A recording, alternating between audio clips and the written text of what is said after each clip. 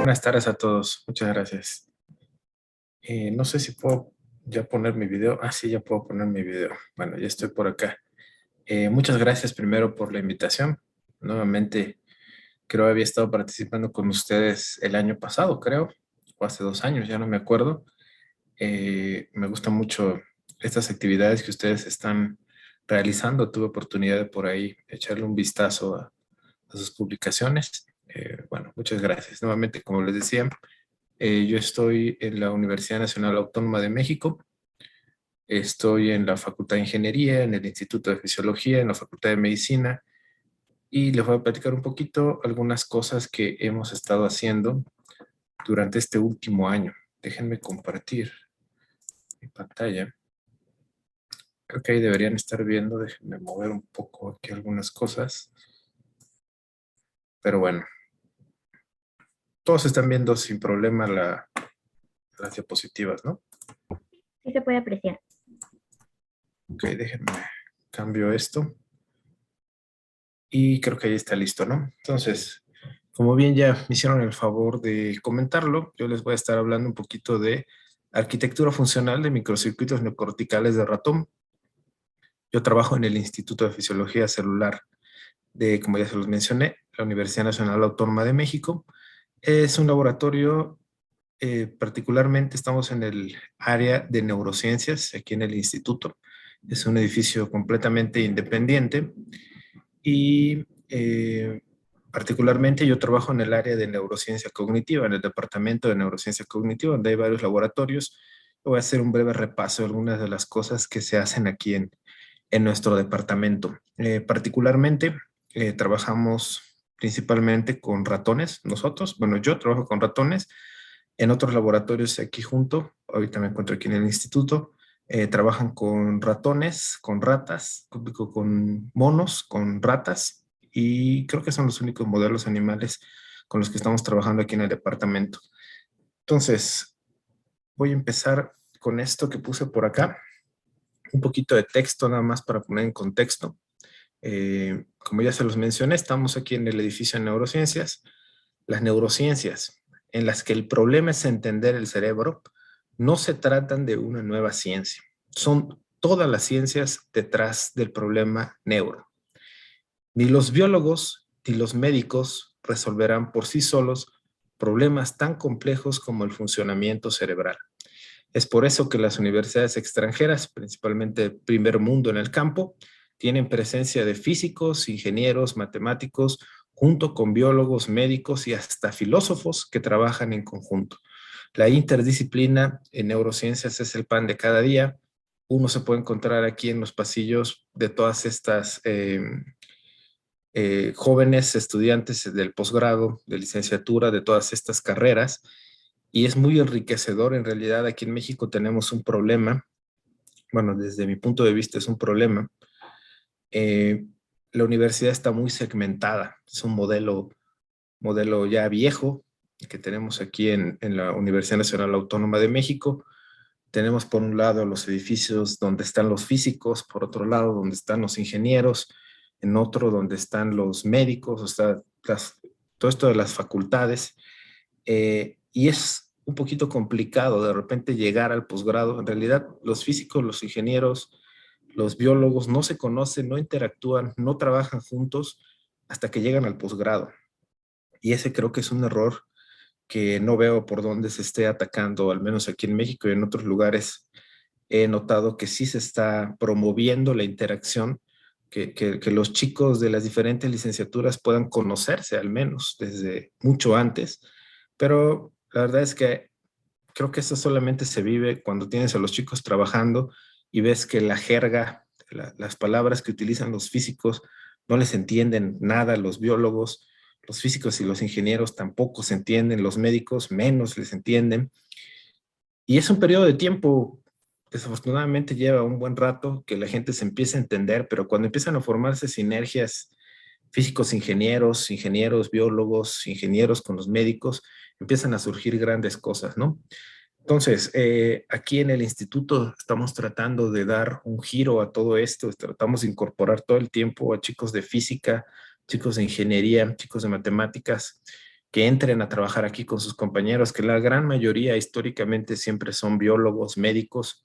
Hay más carreras básicamente muy parecidas a estas dos que hay aquí en México, pero tienen tienen un déficit en los conocimientos que los chicos que vienen de ciencias exactas tienen muy bien trabajado, y cuando empiezan a formarse estas duplas, cuando algún ingeniero, algún matemático se pone a estudiar un montón de biología, empiezan a surgir cosas muy interesantes, ¿no?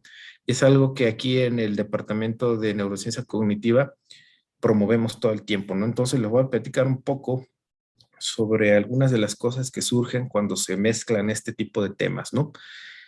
En neurociencias básicamente, bueno, hay muchos problemas, pero podríamos encaminarlos en dos áreas principales, ¿no?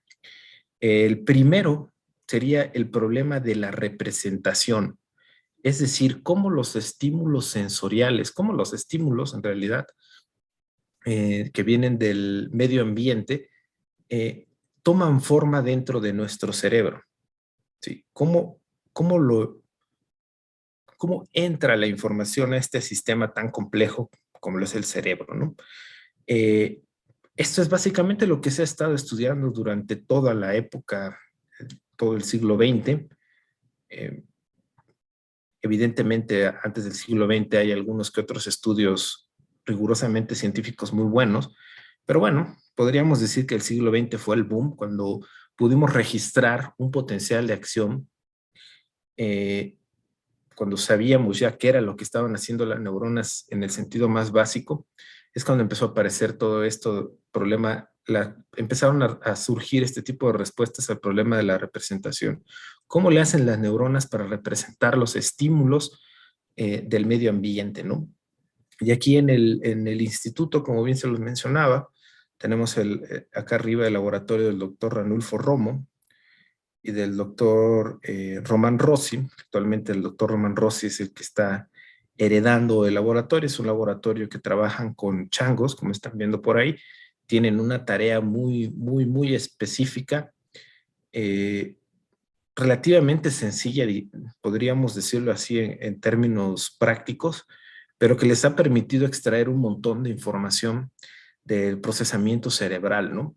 Fíjense, lo que estamos viendo aquí, están viendo ahí el changuito. Evidentemente el changuito está entrenado a resolver esta tarea. No es que tú sientes a un chango y pueda hacer esto inmediatamente, no, tiene que entrenarse. Entonces, una vez que ya está entrenado, la tarea consiste, como pueden ver por acá, déjenme poner el cursor, no, este no es el cursor. Esta parte de acá, hay una especie de barrita de lápiz, podemos verlo así, que básicamente estimula el dedo del chango a una frecuencia específica, o sea, se mueve arriba y abajo a una frecuencia particular, ¿no? Y entonces el changuito recibe dos estímulos, como están viendo por acá, que este es el curso temporal, dos estímulos de un segundo separados por un periodo de tiempo. Aquí están como que las marquitas, tiene que mover una palanca para prepararse, pasa un periodo de tiempo, baja la probeta, entrega el estímulo, pasa el tiempo, se entrega otro estímulo y luego el changuito tiene que reportar en estos botones, básicamente, si la frecuencia del primer estímulo es mayor o no es mayor, es menor en todo caso, a la del segundo estímulo. Es decir, es una tarea donde comparas la frecuencia de los dos estímulos que se le presentaron, ¿no? Entonces, lo que estamos viendo aquí es todas las áreas que se han descrito en el changuito que están relacionadas con completar esta tarea, ¿no? Porque ellos lo que hacen es ingresan un electrodo de registro y se ponen muy cerca de una neurona y entonces pueden ver los potenciales extracelulares de la neurona. Y eso es lo que estamos viendo aquí, ¿sí? Miren, estos son los estímulos y miren cómo cada vez que hay un estímulo, la neurona dispara potenciales de acción. Esto es básicamente la respuesta al problema de la representación. ¿Cómo le hace el cerebro para representar? ¿Sí? Y hay muchos estímulos de este tipo. Este es uno muy bien pensado por parte del doctor Ranulfo Romo hace unos años, porque como pueden ver, prácticamente se sigue. Y cada vez que hay un estímulo particular, la neurona dispara potenciales de acción, entonces es muy fácil que podamos nosotros comparar qué tipo de respuestas están recibiendo de un lado o de otro. Ahora, el doctor, como se lo mencionaba, el doctor Roman Rossi ha ido mucho más allá. El doctor Ranulfo Romo es médico, ¿sí? El doctor Román Rossi, él es matemático, ¿no? Entonces él aprendió la tarea, observó los datos y dijo, ¿sabes qué? Es que podemos hacer un modelo de codificación, ¿sí? Y miren lo que estamos viendo acá, lo que él propuso hace unos años, parece, a mí se me hace muy corto, pero cada vez se va alejando más en el tiempo. Con todo esto de la pandemia, pues también, ¿no? Todo se fue mucho más rápido. Pero bueno, aquí básicamente lo que estamos viendo es un modelo en el cual el doctor Roman Rossi es capaz de asignarle una representación, ¿sí? A cada una de las neuronas. Estas son poblaciones de neuronas, no es una neurona, son el disparo de múltiples neuronas. Y podemos ver básicamente que hay neuronas que responden, como pueden ver acá, al primer estímulo. Miren, hay neuronas que tienen una codificación del primer estímulo. Hay algunas que tienen codificación para el segundo estímulo. Aquí lo podemos ver, codificación del segundo estímulo. Pero fíjense, es muy interesante cómo hay algunas neuronas que solamente responden cuando hay que seleccionar. Miren, recuerden que el changuito tiene que escoger uno de los botones para decir cuál era la de mayor frecuencia, básicamente, ¿no? El primero o el segundo. Podríamos verlo así, ¿no? Y miren cómo también hay un grupo de neuronas que empiezan a codificar, ¿sí? Antes de la selección, ¿sí? Justo cuando llega el segundo estímulo. Estas son el grupo de neuronas que el doctor Román ha determinado como que son las de decisión, ¿sí? Pero miren, esto es fabuloso cómo este grupo de neuronas que respondió al primer estímulo no se callan, no se quedan calladas, siguen activas durante un periodo de tiempo, ¿sí? Y luego parece ser que cuando llega el otro estímulo en un determinado momento por acá, cuando se lleva a cabo la decisión, de hecho podemos verlo aquí, ¿sí? En este momento estas ya van desapareciendo.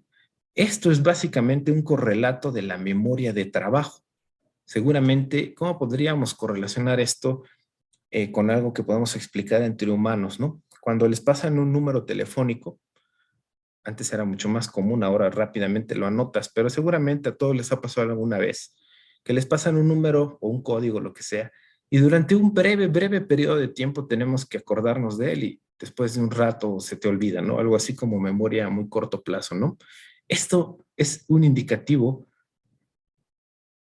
fabuloso desde mi punto de vista de que las neuronas de este changuito están haciendo algo, no es que se hayan callado completamente, algo están haciendo estas neuronas, manteniendo en memoria la frecuencia, el correlato de la frecuencia que registró en el primer estímulo.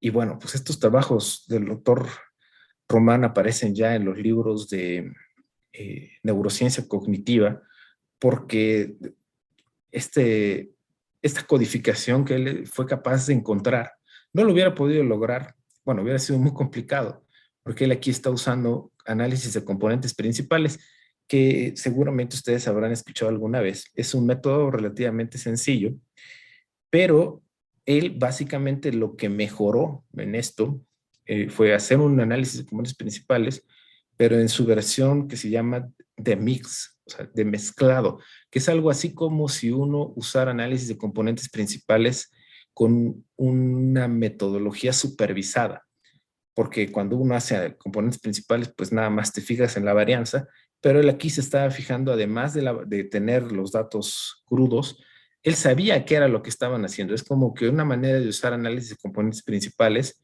utilizando a su vez la conducta de fondo, ¿no? Entonces, un tipo de trabajo que están trabajando todo esto que les digo acá del problema de la codificación, ¿no? Esto en realidad ya es parte de representación, ¿no?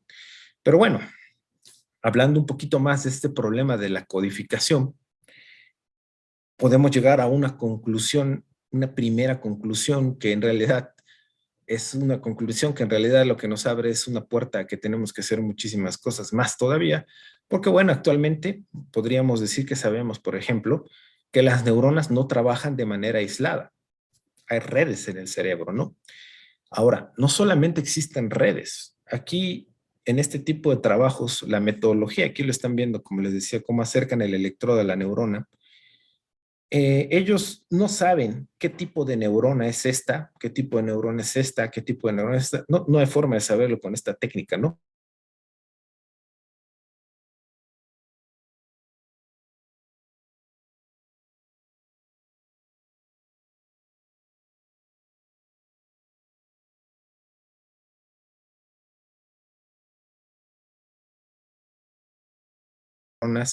Y pues bueno, pues hay muchísimos, ¿no? Como que hay un sesgo aquí. Algo se está pasando, algo más complejo que esto debe ser sin duda. Y no solo eso, ¿no? Sabemos actualmente las técnicas modernas nos permiten corroborar lo que se pensaba ya desde hace mucho tiempo. Interactúan de manera local, es decir, una neurona tiene un montón, 10,000 sinapsis en promedio. Lo sabemos, sabemos que las neuronas que están ahí cerca probablemente están en información de estas neuronas, pero también se había observado que había comunicación a larga distancia, pero las técnicas modernas de imagenología nos están mostrando que en realidad hay muchas más conexiones a larga distancia de lo que nos hubiéramos esperado hace una década pasada. ¿Para qué voy a irme tan lejos? ¿No? Al principio, como por ahí del 2010, 2011, que salieron estas tecnologías como la de Clarity, que es una tecnología que permite volver transparentes a los tejidos, cualquier tejido orgánico. Cuando se lo aplicas al cerebro, pues, y tú expresaste previamente eh, proteínas fluorescentes en las células, puedes ver su estructura tridimensional fantástica. Entonces, estas técnicas nos están permitiendo, sin tener que rebanar cerebros, poder ver cómo están interconectados, ¿no? Entonces, ahí es donde uno se da cuenta que los grados de interconexión son muchísimo más grandes de los esperados, ¿no? Pero bueno, pocas palabras, interactúan de manera local y a larga distancia a través de regiones cerebrales, pero estas interacciones entre grupos de neuronas no tenemos idea cómo lo hacen. ¿Sí? No sabemos actualmente cómo, bueno, de entrada, si somos puristas, no sabemos cómo funciona una neurona todavía. ¿Sí? Hay muchísimas cosas que no sabemos de una neurona en particular, ¿no? Ahora vayan ustedes a todos los tipos de neuronas, pues bueno, todavía peor.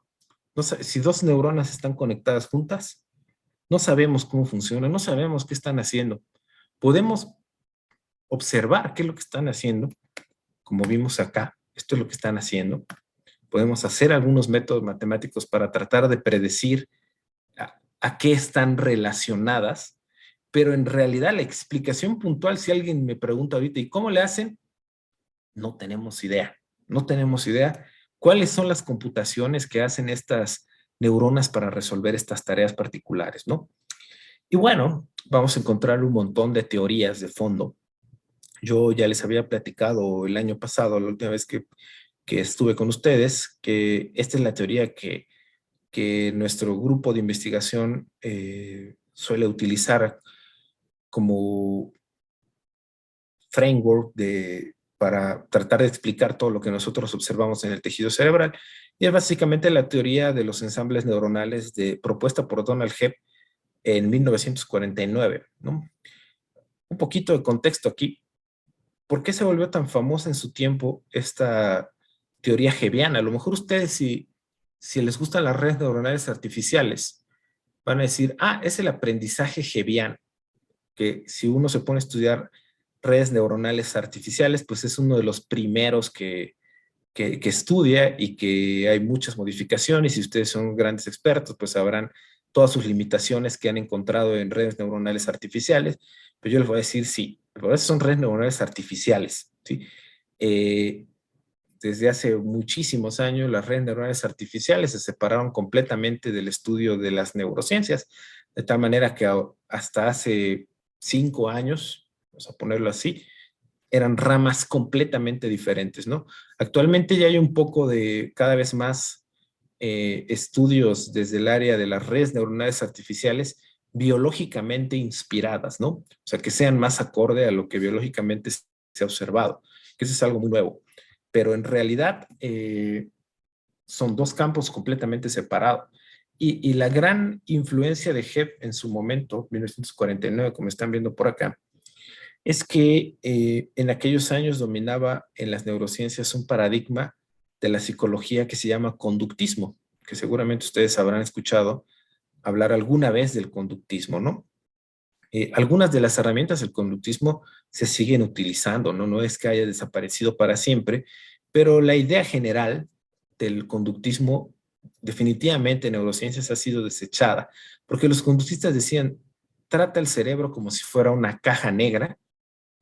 No importa lo que sea que esté haciendo esa caja negra, no importa lo que esté haciendo el cerebro, lo que importa es la conducta final.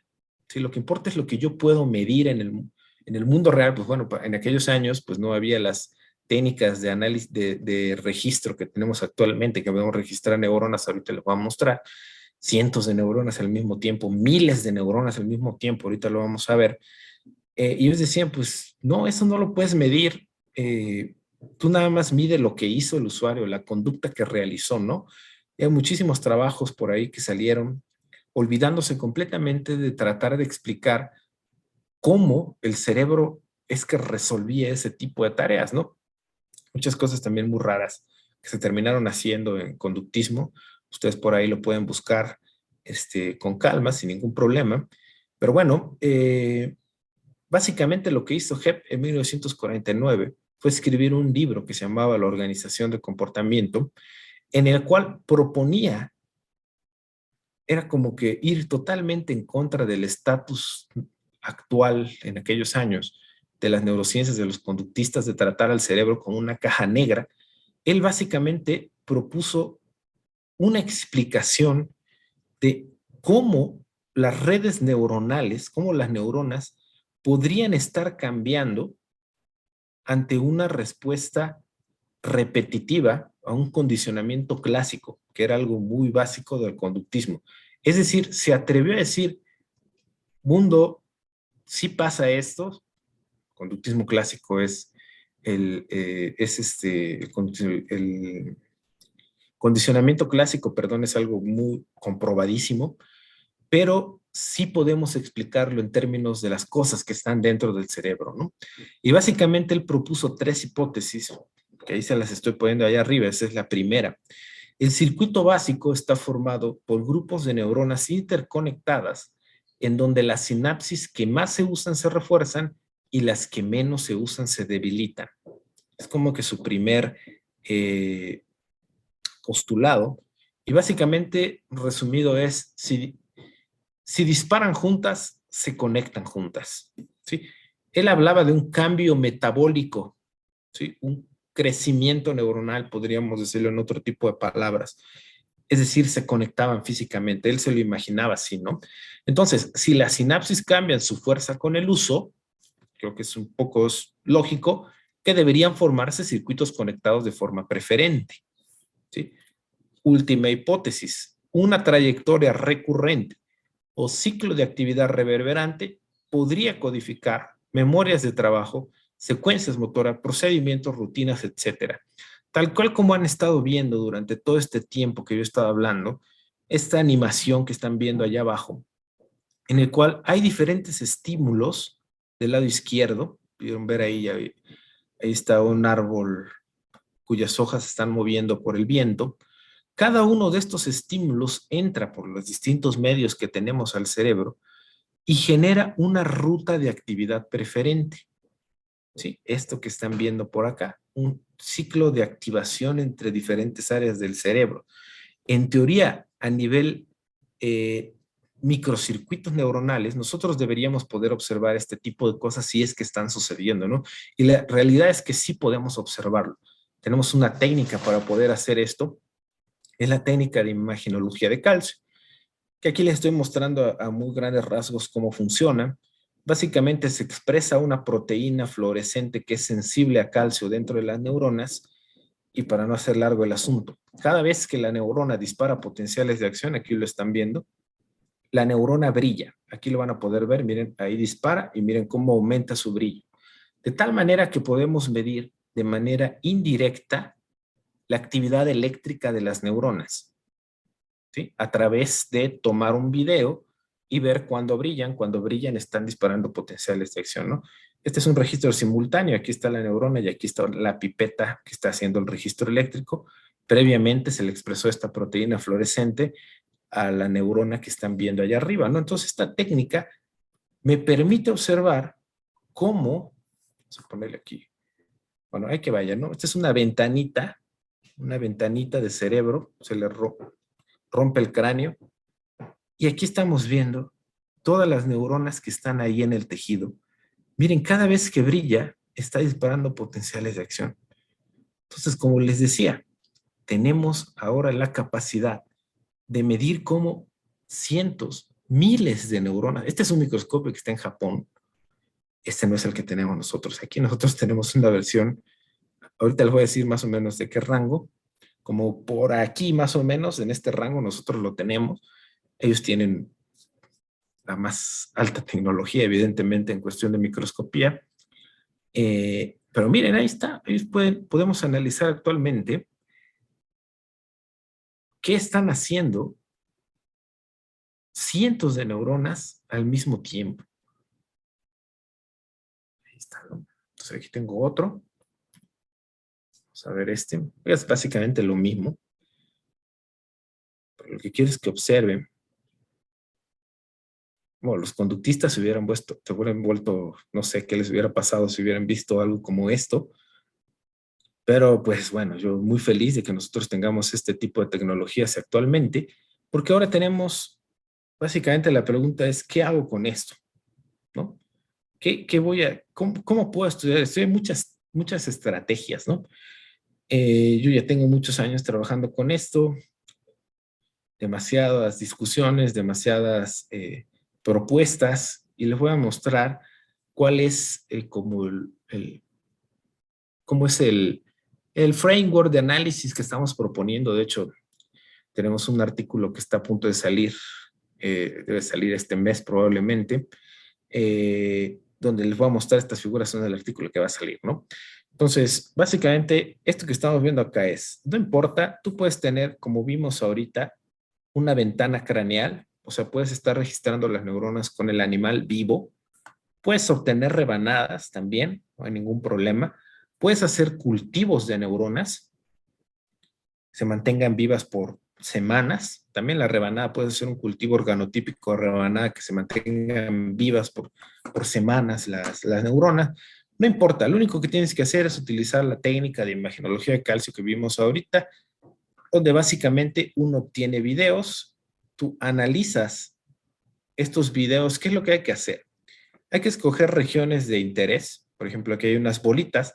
Cada vez que tú ves una neurona, pues le pones un template ahí chiquito de una bolita y analizas solamente esa región del video, ¿no? Y entonces puedes obtener trazos como este que están viendo acá arriba, que aquí cada fila es el trazo del brillo de una neurona diferente en el video. Bueno, es esa manera de ejemplo, pero pues estos son reales, no son de algunas neuronas de este video de acá abajo, ¿no? Y entonces yo puedo hacer el seguimiento, por ejemplo, la neurona 1, y miren, aquí digamos está apagada, y luego aquí en este instante de tiempo brilló, y luego se volvió a apagar. Creo que es más fácil ver aquí. Está como que brillando poco, poco, poco, poco, pero casi todo el tiempo oscura, y luego brilla, se apaga, brilla, se apaga, brilla, se apaga, brilla, se apaga, brilla, se apaga, brilla. Entonces, básicamente esto que están viendo acá es una medida de qué tanto brilla cada una de estas neuronas que yo tengo en el video, ¿no?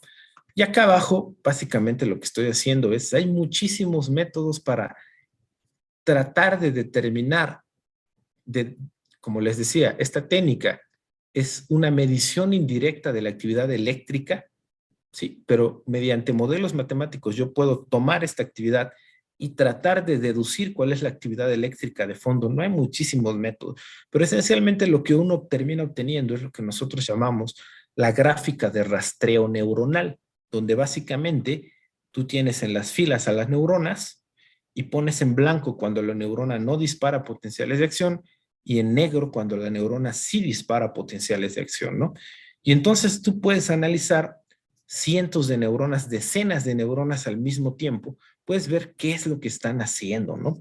Y entonces aquí, básicamente, lo que estamos tratando de buscar, miren, aquí es esta sería una gráfica de rastreo neuronal, donde cada fila es una neurona, en negro está cuando disparó potenciales de acción, y entonces yo agarro y lo veo así, digo, pues ahí está mi experimento, ¿no? Y acá abajo, como esta es una matriz, básicamente es una matriz de ceros y unos, cero es no tuvo actividad, uno es sí tuvo actividad. Acá abajo yo puedo hacer una suma de cuántas neuronas estuvieron activas en cada instante de tiempo del experimento, ¿no? Por ejemplo, miren, aquí son 9 minutos de registro y yo puedo ver este trazo que me está dando el seguimiento de la coactividad neuronal, ¿no? Y de hecho, si lo ven, pues parece una especie de electroencefalograma, ¿no?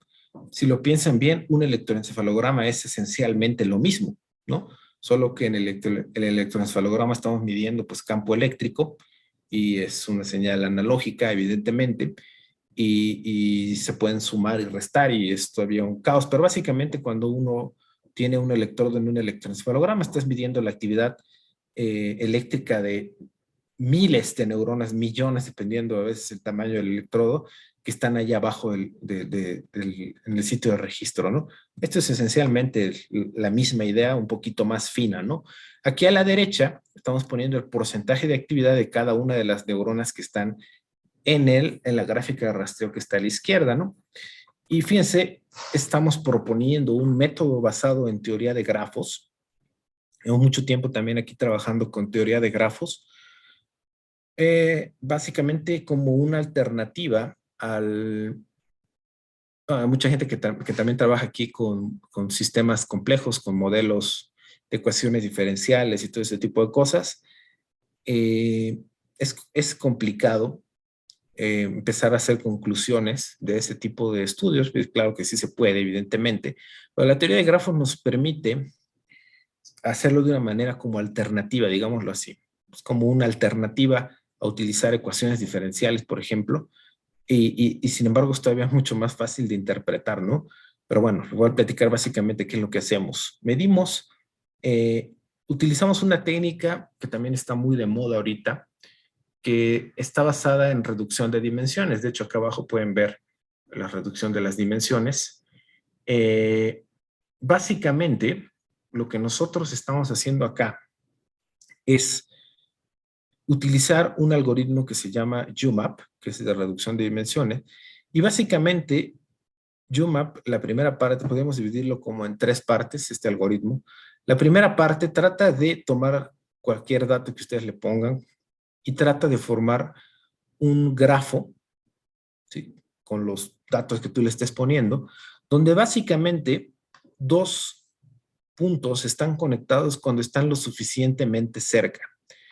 Pocas palabras, creo que eso está demasiado enredado para explicarlo acá. Si dos neuronas tienen un patrón de actividad similar, bueno, de entrada cada neurona va a ser un nodo en este grafo. Si dos neuronas tienen un patrón de activación lo suficientemente similar a otro, le ponemos una conexión. Y esto básicamente que estamos viendo acá es una matriz adyacente, que es la estructura de datos más básica para poder representar un grafo, ¿no?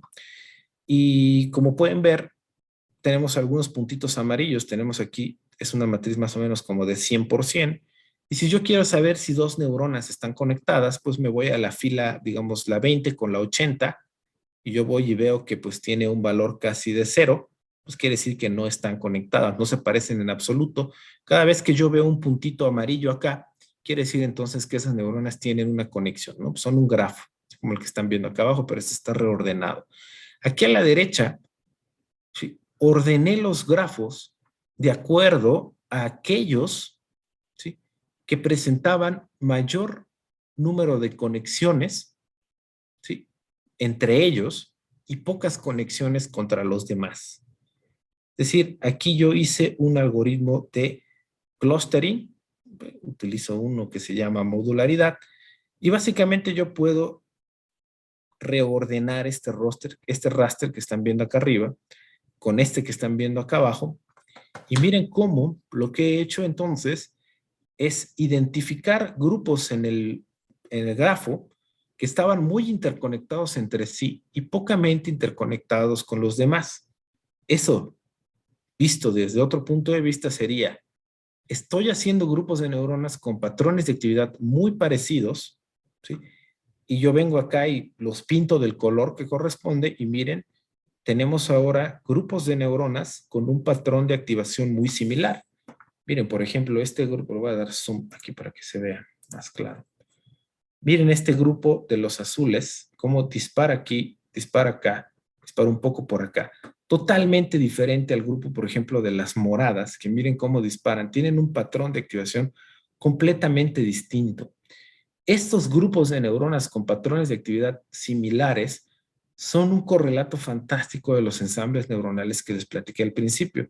Miren cómo ¿sí? Se puede ir formando una secuencia de activación muy particular dentro de este tipo de grupos de neuronas con actividad correlacionada. Lo que hice posteriormente acá abajo es, ok, si yo ya tengo mis neuronas, mis ensambles neuronales, voy a proyectarlos en este espacio UMAP3, que les dije que era una reducción de dimensiones, y de hecho puedo observar, desde acá se ve que los patrones de activación son completamente diferentes. Yo esperaría entonces que en este espacio reducido, cada uno de los ensambles neuronales que yo identifique ocupe una nube particular de este, podríamos definirlo como un espacio de fase, ¿no? Luego acá abajo está el grafo pero ordenado. El grafo ordenado, miren cómo tienen muchas conexiones entre sí, pocas conexiones contra los demás. Y básicamente después de esto, ok, yo ya tengo mis ensambles neuronales. Ahora lo que quiero yo hacer es tratar de determinar si la actividad que estoy viendo en estas gráficas de rastreo se puede obtener al azar o no se puede obtener al azar. ¿Sí? Es decir, es una pregunta clásica de cualquier persona que ve este tipo de registros por primera vez. Dices, pues a ver, tú me estás diciendo que ahí hay 100 neuronas que están haciendo algo, pero ¿cómo sé que no están ahí al azar disparando? ¿No? Pues bueno, hay que mostrarlo estadísticamente y por ahí pues varias metodologías que se pueden utilizar.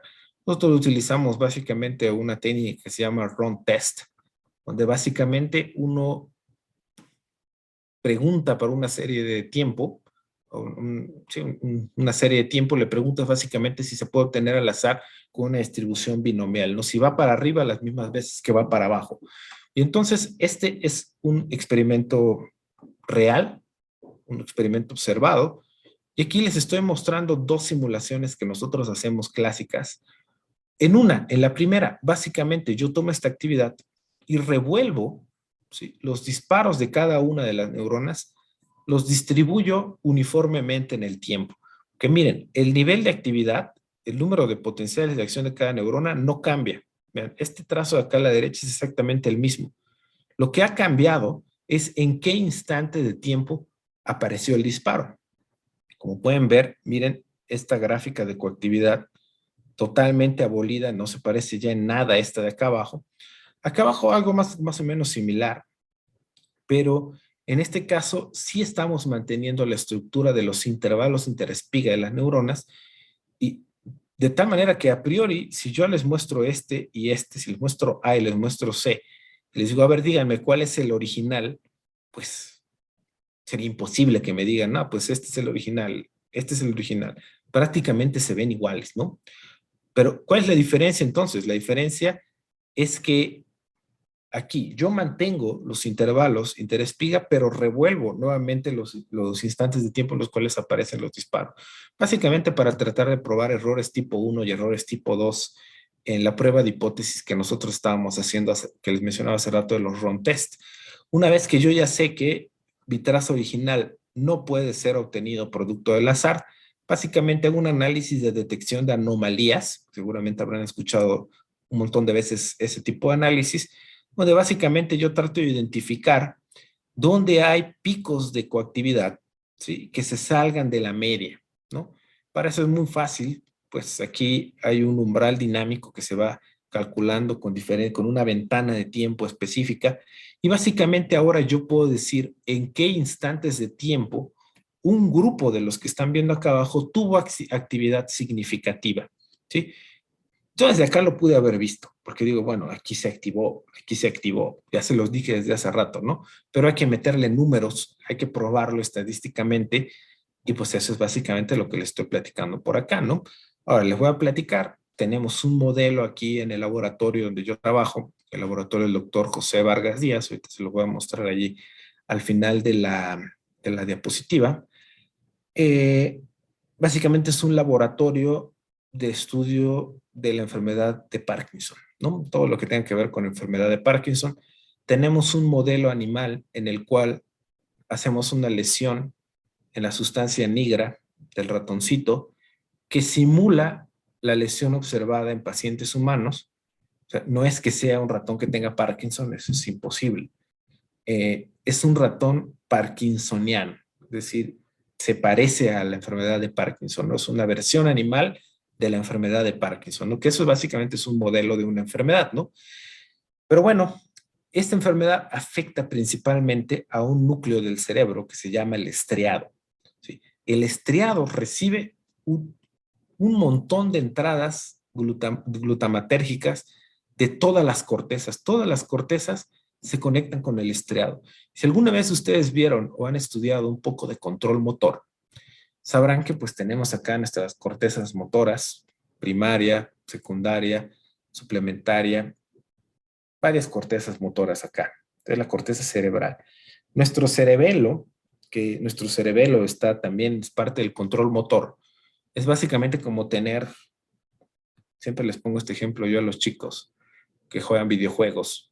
Se compran su computadora y se compran su tarjeta de video para que el videojuego corra súper bien, ¿no? Entonces uno se compra una tarjeta de video para poder jugar videojuegos sin ningún problema con tu computadora, ¿no? Algo así es el cerebelo. Pero ese cerebelo, el cerebelo que nosotros tenemos es prácticamente otro cerebro encargado casi exclusivamente de control motor, de mantener el equilibrio. Algo por lo cual nosotros no nos preocupamos en absoluto. Yo no pienso todo el tiempo, tengo que mantener el equilibrio, no me tengo que caer. No, eso no pasa. ¿Quién se encarga de todo eso? El cerebelo. Entonces el cerebelo está en continua comunicación con lo que quiere hacer el cerebro, la corteza motora, y lo que está haciendo en realidad, que viene de todos nuestros sensores sensoriales y que sube al cerebro, pero que en su camino al cerebro se desvía hacia el cerebelo, ¿no? Bueno, pues ahí hay un montón de vías, diferentes vías de comunicación del cerebro con los músculos, pero además, ¿sí? No nos podemos olvidar de los ganglios basales. Y de los ganglios, ¿qué son los ganglios basales? Básicamente, un montón de núcleos que están abajo de la corteza subcorticales en la parte más profunda de nuestro cerebro, que alguien les diría encargadas del control motor, ¿sí? Pero ¿cómo saben que están encargadas del control motor? Bueno, como casi siempre en neurociencias, uno es capaz de ver eh, la función de algo cuando falla, ¿sí? Y cuando falla los ganglios basales en la enfermedad de Parkinson, ¿sí? Entonces, en la enfermedad de Parkinson podemos ver un correlato de la importancia en el control motor de estas estructuras. Un paciente con enfermedad de Parkinson, los signos clásicos son rigidez, ¿no? Bueno, creo que hay uno más famoso, el de siempre es como el temblor, ¿no? Pero el temblor no se aparece evidentemente en Parkinson, pero no es incapacitante. Y lo más incapacitante del paciente con Parkinson es la rigidez. Es decir, no pueden iniciar movimientos, ¿sí? No pueden empezar a moverse. Tienen muchos problemas para iniciar movimientos. Eso sí, una vez que inician movimientos, ¿sí? Una vez que ellos inician movimientos, ya la hicieron, ¿no? A ver, eh, vamos a poner acá. Les voy a mostrar un video de una de las clases. Debí haberlo puesto por acá, pero afortunadamente es la computadora donde doy mis clases también. Y les voy a poder mostrar sin ningún problema un video de un paciente con Parkinson, ¿no? Estas clases las damos aquí en la Facultad de Ingeniería, precisamente para que los chicos de ingeniería eh, empiecen a hablar un poquito más de este tipo de cosas, ¿no? Entonces, a ver, vamos a ver acá.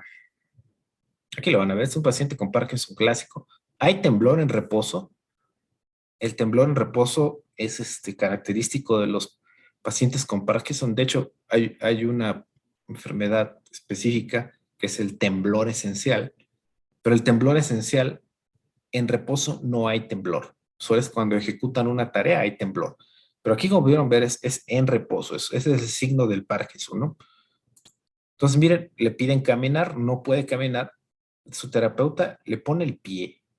¿Por qué le pone el pie? Porque ahorita lo van a ver, pero básicamente una manera que ha encontrado la terapéutica de poder ayudar a estas personas es dándole estímulos. Necesitan un estímulo que los saque de un estado cerebral como trabado, que está trabado. Ahorita vamos a ver correlatos de eso en lo que les voy a mostrar. Pero bueno, como que el cerebro no puede pasar de un estado a otro. Necesita un estímulo fuerte para poder seguir al siguiente nivel, al siguiente estado, ¿no? Entonces, algo muy sencillo es ponerle el pie. Ponerle el pie parece ser que es un estímulo suficientemente importante como para que pueda moverse un poco, ¿no? Pero bueno, no es suficiente, evidentemente. Ahorita vamos a ver cómo, de hecho, aquí va a perder el tono, que es el caminar de parkinsoniano. Ahorita lo van a ver. Ahí va, ahí ya se arrancó un poquito, pero va a perder el tono. Ahí empieza, este es el caminar parkinsoniano clásico. Pierde tono y pues no puede caminar, ¿no? Sin ayuda se hubiera caído. Intenta girar, no puede girar. Creo que también le va a poner el estímulo del pie, ya no me acuerdo. A ver. O ya se lo puso, ya me lo perdí, pero bueno, no puede girar. Y este es el video 2, ya cuando lo sacaron del hospital. Mismas personas, un pequeño instante de tiempo después. Y el paciente parkinsoniano arriba de la bicicleta. Y ahí está, el señor tiene Parkinson. En absoluto parece tener Parkinson arriba de la bicicleta. De hecho, siempre les digo, si ustedes han andado en bicicleta, pues alguien amateur, hacer esta vuelta que va a hacer ahorita, pues como que de repente chance y no le sale, ¿no? Y el señor como si nada. ¿Qué está pasando aquí? El estímulo de los pedales, el estímulo del viento recorriendo su cara, sus manos en esta posición, es lo suficientemente fuerte para sacar del estado trabado al sistema cerebral. De hecho, ahorita van a ver que deje de hacerlo cuando se baja, ¡pum!, se vuelve a congelar. Ahí está otra vez ya congelado. Entonces, más bien, la enfermedad de Parkinson es una enfermedad que tiene que ver con iniciar una conducta motora, ¿no? Ya voy a pasar por acá, creo que aquí estábamos, ¿no? Y pues bueno, tenemos diferentes condiciones experimentales aquí. Este es un estriado control. Este es cómo se ve el estriado de un ratón. Esto es ratón sano. No tenía nada. Estamos viendo qué es lo que está haciendo su estriado y podemos ver diferentes ensambles neuronales. Aquí lo que dice ahora es que cada ensamble neuronal está de un color específico, pero cuando hay actividad significativa, a la actividad significativa en ese instante de tiempo, lo pinto de un color un poquito más oscuro, ¿no? Para que se vea esta suerte de como tarjeta perforada. La gente que programa, pues habrá escuchado alguna vez que hace muchos años se utilizaban este tipo como de tarjetas perforadas para programar. Ahorita ya no, evidentemente. Pero bueno, aquí yo puedo observar, así es como se ve. Miren cómo hay secuencias de activación. Miren, es totalmente rico. Esto es lo normal, ¿no? Aquí estamos viendo la proyección UMAP, cada ensamble neuronal en su nube, en su punto específico, indicándonos que efectivamente tienen patrones distintos de actividad. Aquí abajo estamos viendo la proyección sobre cada uno de los planos que están viendo acá arriba, porque pues no nos creían de repente, no. O sea, yo lo veía claro, pero cuando los demás personas lo veían me decían, no, es que no se ve claro. Yo, ¿cómo no se ve claro? Bueno, te lo pongo así. Y aquí ya se ve que sí están en diferentes regiones del espacio estos grupitos, ¿no? Pues, pero me los imagino como nubes. Están ocupando nubes de estos espacios, ¿no? Y aquí lo que estoy mostrando es el grafo de transiciones. Es decir, por ejemplo, digamos aquí, ¿dónde podría ser? Hagamos este ejemplo de acá. Del ensamble rojo pasamos al verde y del verde al amarillo, como que es amarillo, ¿no? Entonces, aquí yo le pondría del rojo al verde y del verde al amarillo, ¿sí? Entonces, lo que estamos viendo acá es un grafo de todas las transiciones que podemos medir en el raster. Y bueno, en pocas palabras puedo decir, pues miren, esto así es como se ve de manera normal. Este es un cerebro sano, ¿sí? Es un estriado sano. Tiene un montón de transiciones, efectivamente, estoy de acuerdo. Y esto acá abajo es un estriado en el cual yo les dije hace rato que el estriado recibe comandos de la corteza. ¿Qué pasa si en la rebanada de cerebro yo le corto la corteza? O sea, el estriado se queda sin comandos de entrada. Sí, miren, el patrón de actividad cambia completamente. De entrada, creo que es muy evidente que la actividad de fondo está totalmente abolida. No hay actividad de fondo, ¿sí?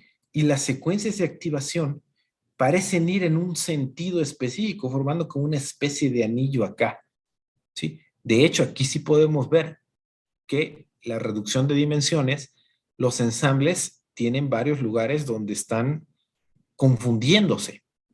¿Estamos? Ahora les voy a mostrar cómo se ve la condición experimental parkinsoniana. Es este que están viendo acá arriba. ¿Sí? Miren cómo la riqueza normal, este es el estado normal, este es el parkinsoniano. Todo se ha vuelto mucho más rígido. ¿Sí? Miren, dispara acá, dispara acá, dispara acá, dispara acá, casi con el mismo intervalo de tiempo, ese grupo dispara, este también, todos. Hay como un aumento de rigidez, como que los ensambles neuronales en esta condición están haciendo siempre lo mismo.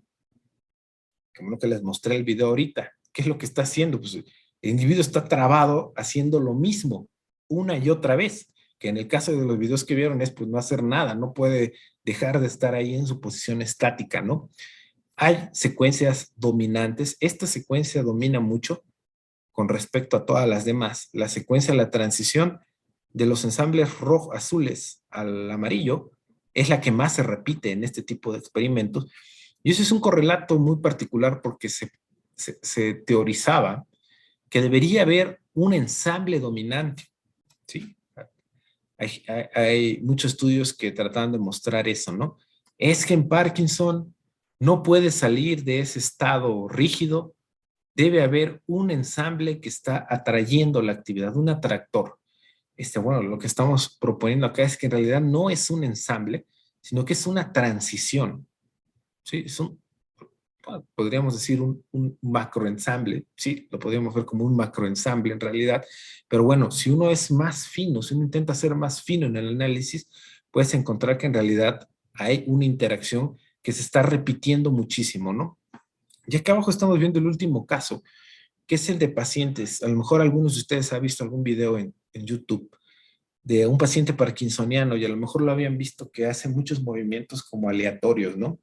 Bueno, ese es Parkinson, sí, pero es Parkinson con una nueva patología que es la discinesia inducida por L-Dopa. La L-Dopa es el principal fármaco que se les da a los pacientes parkinsonianos. Eh, ¿Qué pasa esencialmente en el parkinsoniano? Estas neuronas de la sustancia negra mueren y esas son neuronas dopaminérgicas, de tal manera que dejan sin dopamina al estriado.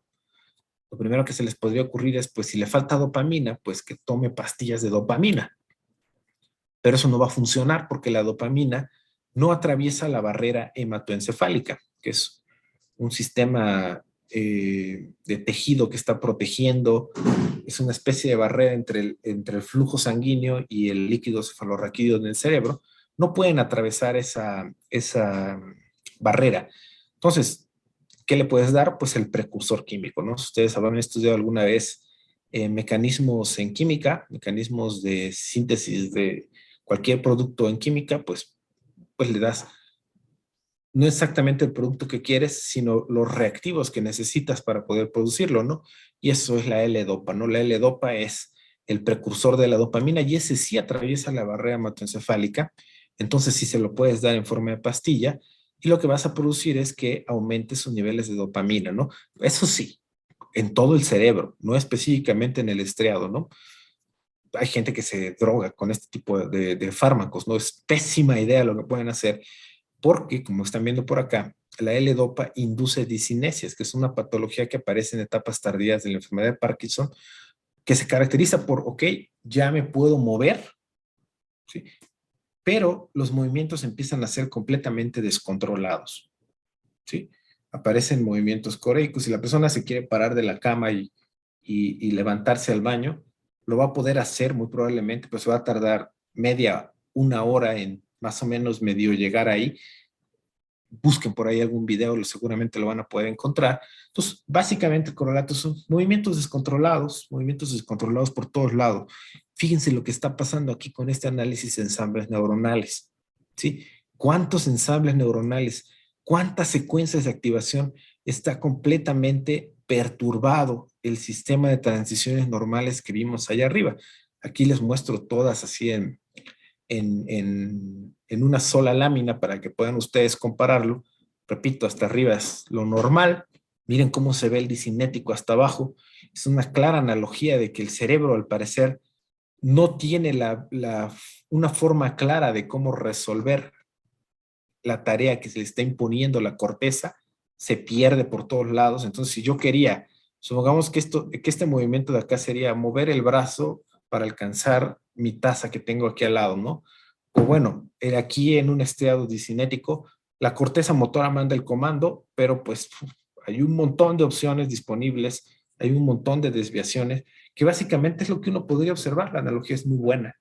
Uno observa que el paciente empieza a mover sus manos por todos lados, se gira, voltea para acá y a las 1000, a lo mejor por acá, ya pudo medio agarrar y todavía sigue con un montón de movimientos descontrolados, ¿no?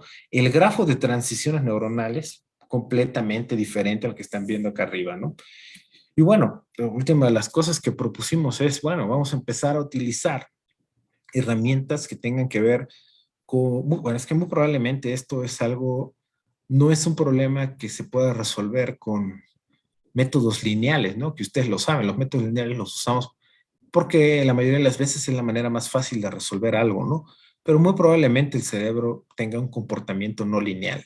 Decidimos usar estos análisis de recurrencias, donde básicamente uno está tratando de identificar cuándo el sistema, cuando un estado se repite en el tiempo, ¿no? Y podemos hacer algunas medidas, por ejemplo, la tasa de recurrencia básicamente es un conteo de estos puntitos amarillos que están viendo por acá. Miren, este trazo y este trazo es lo mismo, es el mismo trazo. Básicamente aquí lo que estamos tratando de mostrar es en qué instantes de tiempo se parecen estas dos señales, ¿no?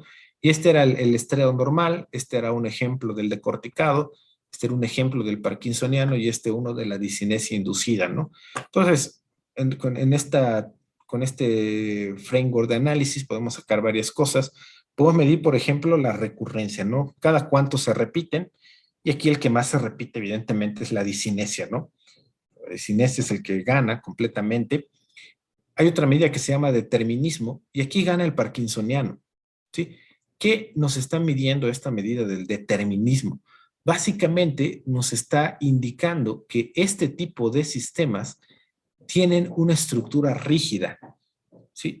Y aquí ya la habíamos visto, ¿sí? Casi siempre hacen lo mismo, casi siempre hacen lo mismo, son muy rígidos en su actuar, ¿no? Entonces tiene mucho sentido que en determinismo haya salido que el parkinsoniano es el que gana. Divergencia, esta medida básicamente está relacionada con las transiciones a estados caóticos, es decir, tiene una mayor es más propenso el estado de corticado a caer en régimen caótico. ¿Sí? Recuerden que el régimen caótico tiene que ver con sistemas donde tú varías un poco los valores de entrada del sistema, los valores iniciales, y el sistema tiene muchísimas diferentes tipos de salidas, se perturba muy fácilmente, ¿no? No es tan determinista, aquí está la palabra, ¿no? Entonces, divergente es lo contrario de determinista, ¿no? Tú le cambias un poquito y se pone a ser un montón de cosas. Es un sistema caótico, ¿no? La minería podríamos pensarlo.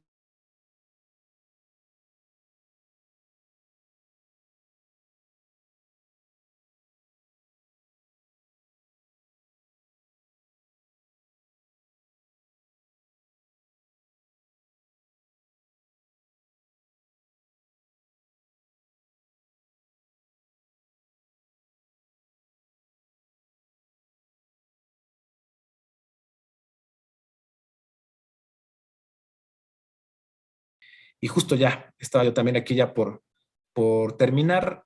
Por último, quisiera yo agradecer al grupo de trabajo que tenemos aquí en el instituto, el doctor José Vargas, la doctora Elvira, la doctora Ana Brisa, que me ayuda un montón con los experimentos que ustedes acaban de ver ahorita, la doctora Ariadna, que nos ayuda con los animales, el manejo de los animales, Rosita, Alejandra, el técnico del laboratorio, Dagoberto, y como les digo, los doctores principales, los dueños aquí de los laboratorios con los cuales trabajamos, que sí se los tengo que platicar, siempre encantados de que chicos de ingeniería del área como se les mencionaba al principio, de las áreas exactas, participen aquí en sus laboratorios, ¿no?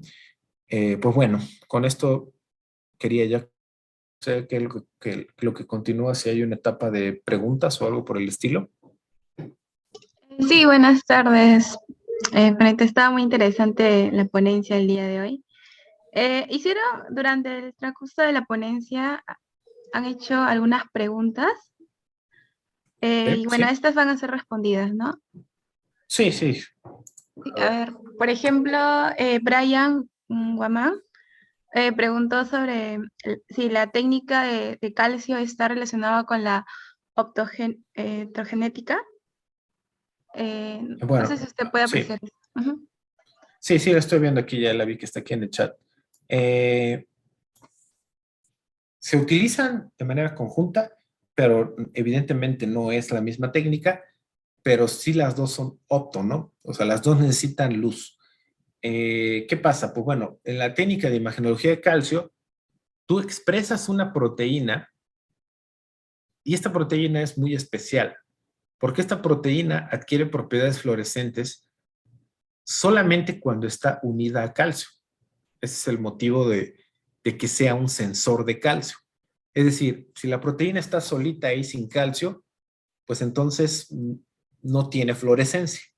Pero si hay calcio y se une químicamente a esta proteína, entonces en ese instante de tiempo sí es fluorescente. ¿Estamos? Entonces, ¿por qué es un sensor de la actividad eléctrica? Porque la neurona, cuando no está disparando potenciales de acción, no tiene nada, casi nada de calcio. Obviamente sí tiene muy poquito calcio, pero casi no tiene calcio. ¿Por qué no tiene calcio? Porque el calcio es tóxico para la neurona en realidad. De hecho, es la señal química por excelencia para la apoptosis, para que la neurona muera. Cuando la neurona ya se va a morir, los niveles de calcio aumentan un montón y es la señal para todos los sistemas intracelulares de que se tiene que morir ya esa neurona, ¿no? Entonces, la neurona de manera normal no quiere tener calcio, no tiene casi nada de calcio, pero cuando dispara potenciales de acción, sí que entra calcio. Hay varios canales que se abren que meten calcio dentro de la neurona.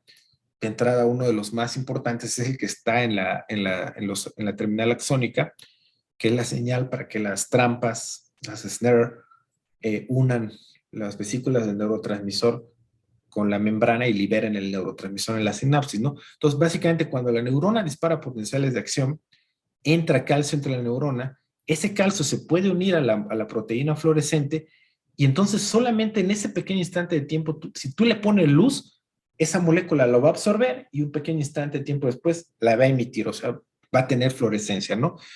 Entonces, por eso es un sensor de calcio. Actualmente, si te tengo que decir, hay sensores ya de voltaje. Va a ser la última generación de sensores de la actividad eléctrica, porque ahora ya no es sensar el calcio, es sensar el voltaje con luz. Eso está increíble, de verdad. Aquí al lado está la doctora Giselle, que probablemente sea la primera que lo incorpore aquí en el instituto, porque ella justo acaba de colaborar con un grupo de Estados Unidos para estudios de este tipo. Todos son los sensores de voltaje, es el futuro sin duda, ¿no? Lo tenemos que incorporar próximamente. Pero bueno, entonces, imagenología de calcio es proteína que te mide el calcio básicamente, pero como el calcio aumenta cuando dispara potenciales de acción, es una medida indirecta. Optogenética es diferente, porque optogenética, la proteína que expresas es totalmente diferente, ¿sí? Esta proteína lo que termina siendo es un canal que se puede abrir con la luz, ¿sí? Y hay diferentes tipos de canales, el clásico es el de la channel rhodopsin 2, principalmente, y ese esencialmente es un canal que tú le pones luz azul y se abre. Y este canal cuando se abre deja pasar cierto tipo de iones, ¿sí? En este caso, si no me equivoco, lo que deja mover debe ser sodio, lo más común. Seguramente deja pasar más iones, seguramente deja pasar también potasio y calcio, seguramente también. Pero bueno, el punto es que cuando tú le pones luz, este canal se abre, ¿sí? Y deja entrar iones positivos dentro de la neurona. Es decir, vuelve más positivo el interior de la célula con respecto al exterior. Si es lo suficientemente fuerte ese cambio de voltaje para que llegue al umbral de disparo a la neurona, puedes hacer que la neurona dispare potenciales de acción con solamente haberle puesto luz, ¿sí? Entonces, es una técnica fantástica porque estas expresiones de proteínas en las células, los métodos genéticos actuales te permiten, por ejemplo, expresar la proteína en un tipo muy específico de neuronas, de las cientos que yo, por ejemplo, les mencioné que existen actual, que hemos identificado en el cerebro. Tú puedes ir por una específica y ponerle, ¿cómo se llama? Ponerle esta channel rhodopsin y estimularla específicamente a ella, ¿no? Entonces, fíjate, me voy a cambiar acá, porque acá tengo que es uno de los tratamientos clásicos alternativos, digámoslo un poco, de la enfermedad de Parkinson, que es la estimulación cerebral profunda. Le ponen un electrodo que va hacia los ganglios basales y este electrodo se prende y da una pequeña descarga eléctrica para sacar del estado atorado al cerebro de los individuos. Y aquí es importante, ¿es una cura? Quizá podríamos verlo como una cura, pero es curioso porque en realidad no sabemos cómo funciona, no sabemos por qué lo cura, ¿sí? Y de hecho, la mayoría de las veces, esta cirugía, el implante del electrodo, no funciona, ¿sí? Y pues ya no hay nada que hacer. Miren, aquí no le dan medicamento. A la izquierda tiene su electrodo apagado, a la derecha lo tiene encendido.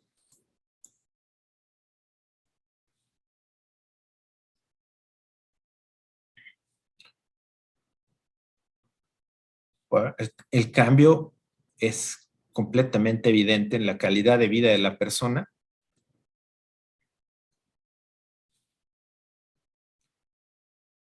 Entonces, no sabemos por qué, pero funciona. De hecho, los médicos medio le mueven por ahí y estimulan diferentes núcleos a ver si funciona. Y pues cuando funciona, pues qué felicidad, ¿no? Porque miren, el cambio de la calidad de vida es gigantesco. Pero se pone un electrodo de estimulación eléctrica, que donde tú lo pones y lo prendes, das el pequeño corriente eléctrica, estimulas a todas las neuronas que pasen por ahí. Voy a adelantarme un poco. Supongamos que algunas de esas, solamente un subconjunto de esas células, sean las responsables de generar este efecto de quitar el estado parkinsoniano, ¿no? Con, con la técnica de optogenética, tú podrías estimular específicamente a ellas sin estimular a las demás. Y entonces tienes una estimulación mucho más fina que con el eléctrico que estimulas toda una región ahí. No tienes idea, no tienes control sobre todo lo que estimula, ¿no? Entonces, no sé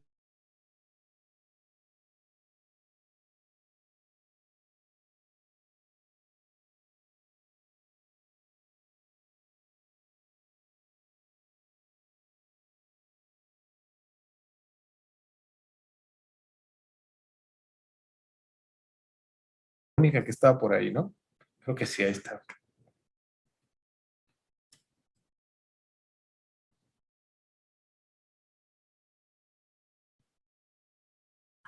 Como celebración de los 14 años del capítulo. Bueno, también acabo de enviar el link de asistencia, por favor llénenlo, porque tengan en cuenta que eso nos va a servir a nosotros para emitir los certificados a los asistentes. Y bueno, doy el pase a mi compañera que va a explicar un poquito de la dinámica que también tenemos preparado para ustedes. Melanie. Sí, justo se me había ido el internet un ratito. Ya, a ver, bueno, se va a realizar lo que es una dinámica acerca de un sorteo, en el cual esta dinámica consiste en que los participantes de las ponencias deben de comentar qué tal le pareció la ponencia o taller asistida, adjuntar el link del Facebook de la ponencia que se está desarrollando en este momento. O sea, ahorita acabamos de ya culminar esta ponencia, en el cual ustedes para poder participar de ese torneo y ganarse, bueno, se pueden ganar entre un kit sorpresa o también se pueden ganar quizás alguna membresía de la IEEE. Y bueno, para que puedan ustedes participar de ese sorteo, les invito a ustedes, por favor, poder comentar la publicación de esta ponencia, ¿no? ¿Qué tal les pareció? Quizás algún tipo de pregunta también, ¿no? Bueno, la segunda dinámica es compartir una publicación de una próxima ponencia de esta semana de aniversario en su perfil de Facebook en modo público con el hashtag 14 aniversario IEEE Casuni. Y bueno, el link de las publicaciones del aniversario se les estaría enviando por este medio, no hay problema, en el cual ustedes podrían compartir cualquiera de estos próximos eventos, ¿no? Ahorita acabo de compartirlos por el chat del Zoom.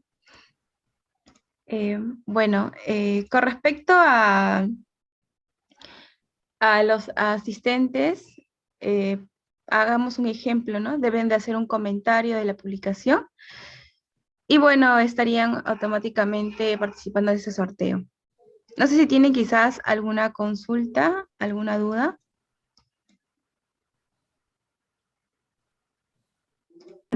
Disculpe, acabo de leer en el chat y acaban de dejar una pregunta. Brian Antaiwaman. En continuación a su pregunta dice, ¿la medida de calcio se hace únicamente en el axón o también es en el espacio sináptico? Sí, se puede hacer en cualquiera de los dos, si quieres. Si quieres medir axón, podrías hacerlo en axón. Para las técnicas que yo les mostré ahorita, lo hacemos únicamente en el soma. De hecho, la región esta, el espacio de interés, suele ser el soma. ¿Por qué? Porque en teoría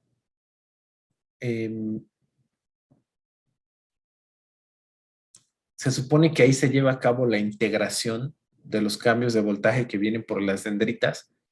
Y si es que hubiera un lugar en el cual podríamos nosotros deducir que está teniendo que está presentando potenciales de acción la neurona, debería ser en el soma, justo en la terminal axónica, ¿no? ¿Por qué? Porque el axón se puede subdividir en un montón de regiones colaterales y sería complicado hacer el seguimiento ahí en el axón, ¿no? Pero de que se puede, se puede. Hay gente que lo hace hasta en dendrita, Brian. La dendrita es muchísimo más pequeñita, ¿no? Se puede hacer sin ningún problema.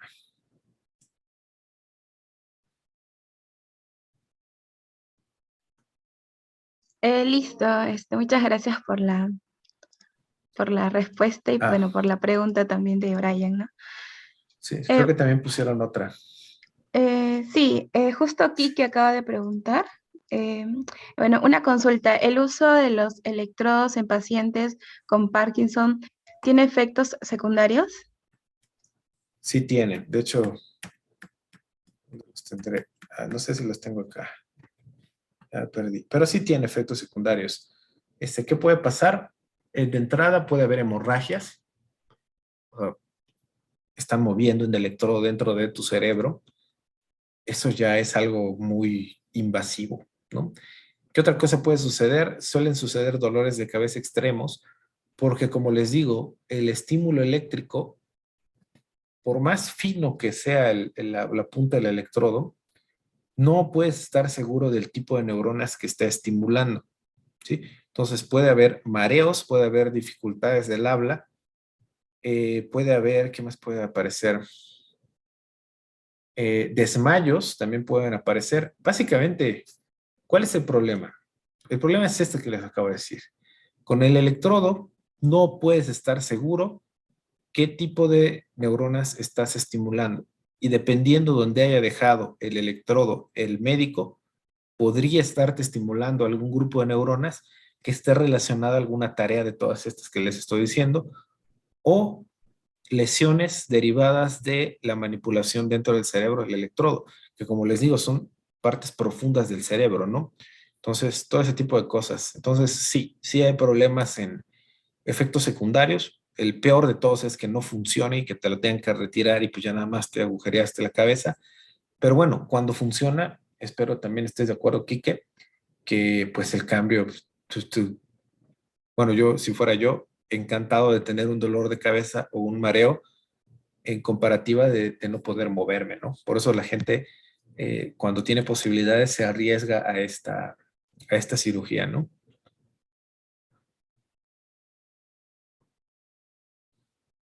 Y bueno, listo, gracias. Gracias por la pregunta y la respuesta. Bueno, veo que, bueno, nadie más quizás tiene alguna otra duda. Entiendo que todo ha quedado claro.